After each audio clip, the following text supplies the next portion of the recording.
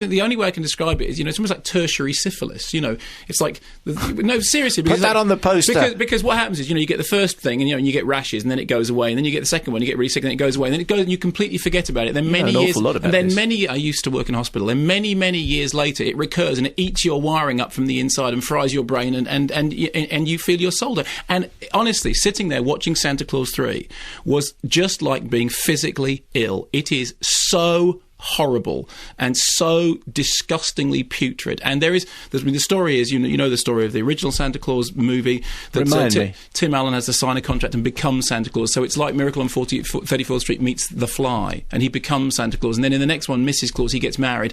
And then in this one, well, we got to get it out again. No, let's have Jack Frost. Jack Frost wants to become Santa Claus, and Santa Claus got a problem with the in-laws because it's Tim Allen. And he used to do that thing, Good House, whatever it was, Man About the House, and not Man About the House. What was that thing? Home Improvement, whatever that terrible sitcom he used to do. Yes, it was Home Improvement. Home Improvement. Yeah. And then so they have to bring the in-laws to the North Pole and tell them that all the elves are surrounded by are Canadians. And honestly, it's so horrible. And then at one moment, somebody actually says, "This junk is not what Christmas is all about." And almost as one, you can feel everyone getting up in the room and going, exactly. So when it comes up in a conversation in the next few weeks, shall we go and see Santa Claus 3, The Escape Clause? What you need to say is, apparently it's like having tertiary syphilis. Yeah, that is. I mean, is there a way of saying that to a kid who might want to go? How would you say? I think, no, the way of saying it to a kid is just no.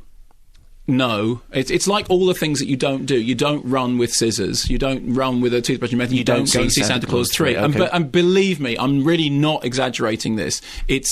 If you go and see it, you will feel like, that thing about that Nietzsche phrase, he who fights monsters should see that he does not become monstrous. And if you look long enough into the abyss also looks back into you. Watching Santa Claus 3 is like the abyss looking back into you and sucking your life force out through your ears. It changes your life.